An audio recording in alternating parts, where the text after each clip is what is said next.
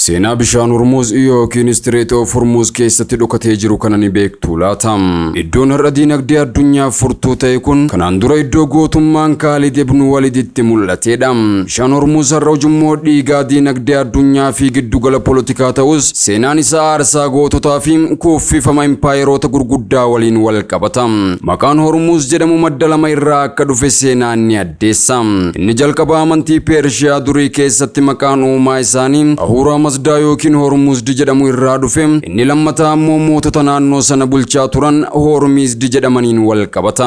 Bara 633 baroota futuhul Islaam yookiin babal'ina Islaamaa keessa Khaliifaan jalqabaa Abubakar As-Siddiq radiyallahu anhu goota addunyaa Khalid ibn Walid yookiin Seeyfullah gara kutaalee bahaatti yookiin Iraaq akka duulu ajaje.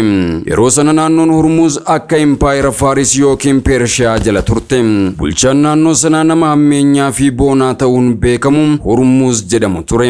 Hormuuz hoogganaa amantii Zoroastriyaanizim yeroo sanaa yoo ta'u garmalee of tuuluu fi humna waraanaa isaa qofatti kan amanamu ture.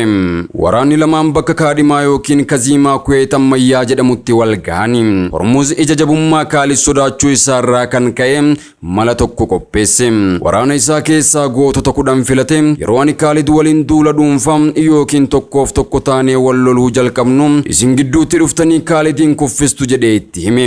Kun agarsiiftuu sodaa fi dandeettii dhabuu isaa ture. Haa ta'u malee Khalid ibn Walid bilchina waraanaa fi ija jabummaa ajaa'ibaa qaba ture.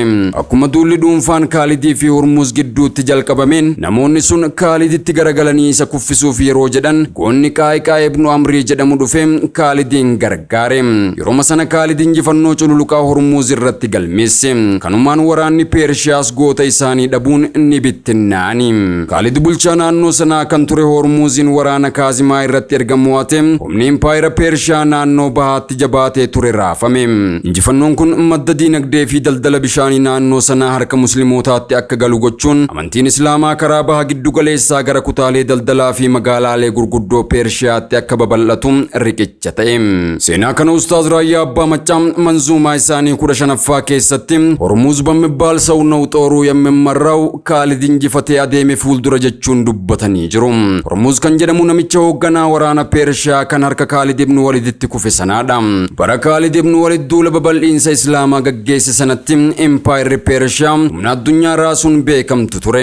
Impaayerri kun har'a yoo madaalamu biyyoota 3 keessatti babal'atee kan ture yoo ta'u wiirtuu ishee Iraanii fi Iraaq dabalatee biyyoota daldala bishaanii furtuu ta'an kanneen akka Kuweet, Oomaan, Qatarii fi Yuunaayitid Arab Imaareet of jalaa qabdi turte.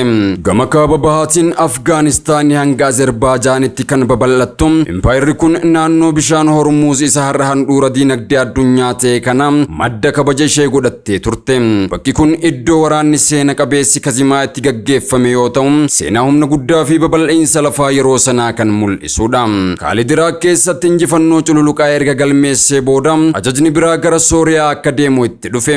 Lafa Saharaa bishaan hin qabne keessa karaa gabaabaa garuu sodaachisaa ta'e malee guyyaa 5 keessatti Sooriyaa ga'uun injifannoo Yarmuuk irratti Roomaa injifachuun seenaa addunyaa jijjiire. Egaan Hormuuz yeroo ammaa iddoo ijoo fi madda diinagdee addunyaati. Bobba'aan addunyaa harki guddaan hulaa kanaan darba. Injifannoon Khalid ibn Walid naannoo kanatti galmeesse jijjiirama seenaa fi diinagdee kutaalee bahaa keessatti iddoo guddaa qaba. Kunis daldallii fi qunnamtiin naannichaa haala haaraa akka qabatu bu'uura ta'ee jira.